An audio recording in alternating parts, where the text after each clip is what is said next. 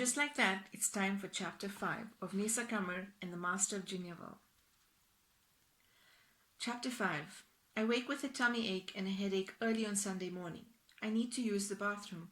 Wear a scarf when you go to the toilet. How many times must I tell you, Nisa?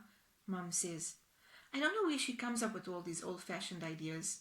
Mum, I complain, I'm not feeling well. What's the matter? She asks. She walks up to me and puts her hand on my forehead. Slight fever, it seems, she says. You are out in the late afternoon. It gets a bit windy. She purses her lips and nods her head.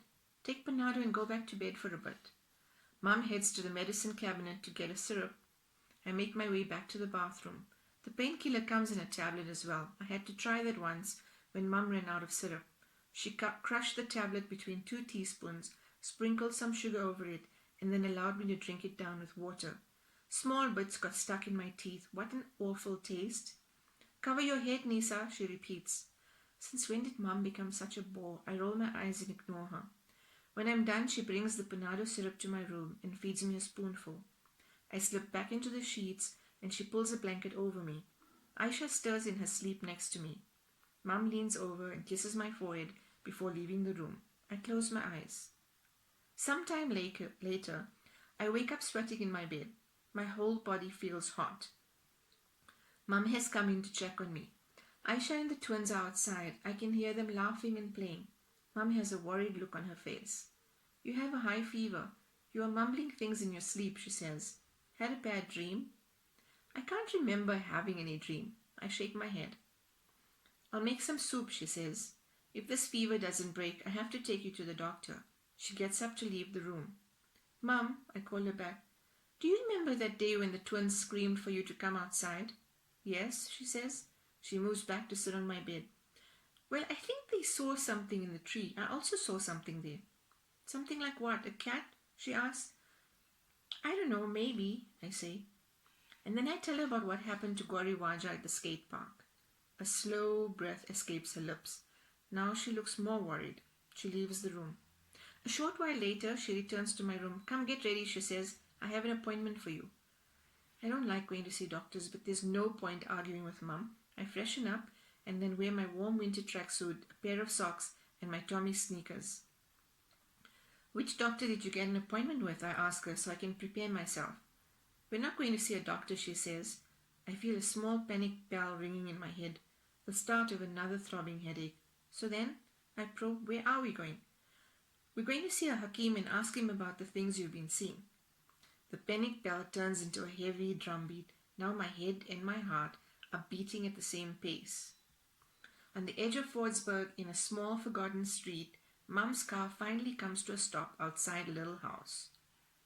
An auntie wearing a plain black abaya opens the door, greets Mum in a language I don't understand, and allows us to walk through the lounge into a small side room that's a waiting room for patients who come to see the Hakim. What's a Hakim? I ask Mum when we're alone. I'm curious and I need to keep my mind busy. He's someone who specializes in using traditional medicine made from healing herbs to cure various illnesses, and also uses different prayers and healing verses to cure us, she explains. Mum seems to know a lot about these things. She's probably been here before. Once we're inside the Hakim's office, we're told to take our seats across his table. There are hundreds of little brown bottles stacked in rows in a cabinet behind him. A small bookshelf holds a colorful collection of books. I see words like honey, pomegranate, and fennel on the spines of the books. He clears his throat to get my attention. He perches his rimless specs on the edge of his large nose and peers at me through them. I think if they don't work for him while wearing them the normal way, he should get a new pair. So what ails this young lady? He asks. Hakim Sahib, my Nisa has been seeing something. Mum explains my story and her concerns to him. He looks into my eyes without blinking. I shift in my seat. He creases his brow, the skin on his forehead moving like mud. He twists a few strands of his beard between his fingers. The black and white strands of hair look like loose electric wires, so I think the other ends might be connected to his brain. The more he tweaks these wires, the less confused he looks. It must be working. He didn't ask me any questions. I breathe a sigh of relief. I don't think it's anything to be worried about, my dear, he says to Mum. He's nodding his head from side to side. I think your child has a very wild imagination, that's all. He's eyeing me with suspicion, like when Mum left the bread out too many days and it got that green stuff growing on it. That's how he's looking at me. Are you sure, Hakim sir? She asks for reassurance. Oh, quite sure, my dear. Just in her imagination, that's all. Maybe stop watching so much TV for a while, he adds. You know how TV is these days. Never know what these kids are picking up. Mum is nodding in agreement. And must wear hijab when she goes to toilet, he says, pointing his pencil. He's looking right at me again. Mum thanks him, and we shuffle out the door and back to the car. She's happy she got to the bottom of this. I am more confused than ever. We end up driving home in silence.